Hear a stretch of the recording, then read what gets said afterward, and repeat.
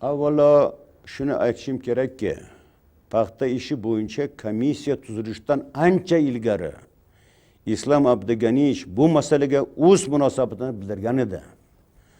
Rahbarimiz o'zi o'tkazgan birinchi yig'ilishda rus tilida gapirgan edilar. Desantchilar faoliyatiga to'xtalib, был проявлен вульгарный подход к лобковым делам degan iborani ishlatgandi. Asossiz qamoqda o'tirganlar, ularning oila a'zolari ko'psi Islom Abduganiyevichga minglab shu arzalar, iltimoslar bilan chiqqanlardi. Iltimos qilgandi. Bizni bolalarimiz, otalarimiz nohaqdan turmaga qamalgan. Ko'p o'tmay yurtboshimiz tashabbusi bilan, aniqrog'i talabi bilan paxta ishlarini chuqur o'rganib chiqish uchun maxsus komissiya tuzildi. Oliy sudga hamma viloyatlardan barcha paxta ishlari olib keltirildi. Dastlabki ishlarni ko'rish chog'ida ilgari hech kim e'tibor bermagan bir qator huquqiy muammolar aniqlandi.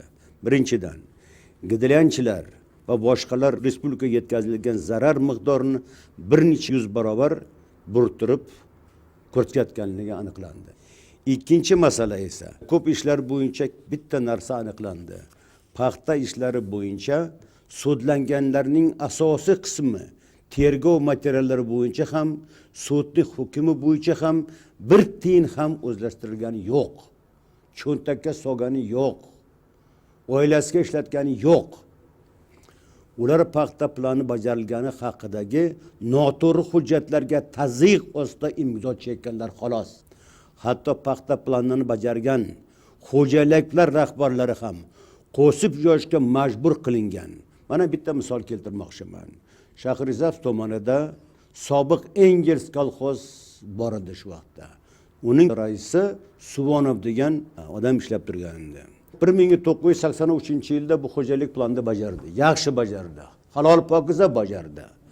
Lekin obkomning sobiq sekretari Golovachov degan shaxs buni majbur qildirib, sen yana qo'shimcha shuncha paxtani qo'shib berasan deb majbur qilgan.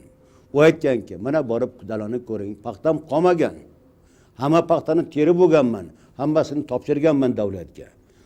Golovachov do'q popsa qiladi, qo'rqitadi.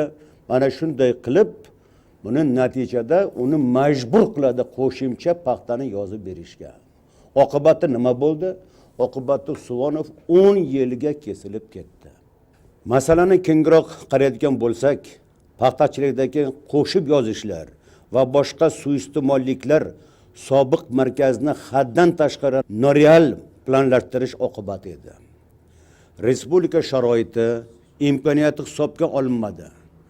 Bajarilishi mumkin bo'lmagan plan so'zsiz talab qilindi. Mahalliy rahbarlar ham bu rejimga bo'ysunishga majbur bo'ldi. Hamma bilardi, shu O'zbekistonda 6 million paxta ishlab chiqarish mumkin emas. Unga yerimiz ham yetmardi, suvimiz ham yetmardi. Boshqa imkoniyatimiz ham yo'q edi.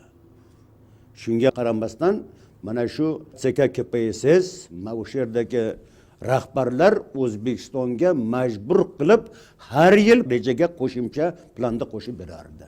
Lekin markazdan kelgan prokurorlar masalaning ana shu muhim tomonlariga e'tibor berishmadi. Sobiq markaz uchun esa paxta ishi bir bahona edi. Aslida maqsad qatag'on o'tkazishi kerak edi. Oddiy odamlar nimalar bo'layotgani, boshlariga tushgan bu dahshatli voqealar sababini tushunishmasdi. Haq huquqlari toptalgan jabrdiydalar yordam so'rab respublikamizning o'sha paytdagi rahbarlariga yuzlab, minglab xatlar yozishardi. Afsuski, ulardan sado chiqmasdi. Mana shu og'ir paytlarda sobiq markazkom sekretari janob Nishonov Moskvadan kelgan desantchiliklarga juda katta ko'maklashib yordam bergan. Xalqni o'ylamagan.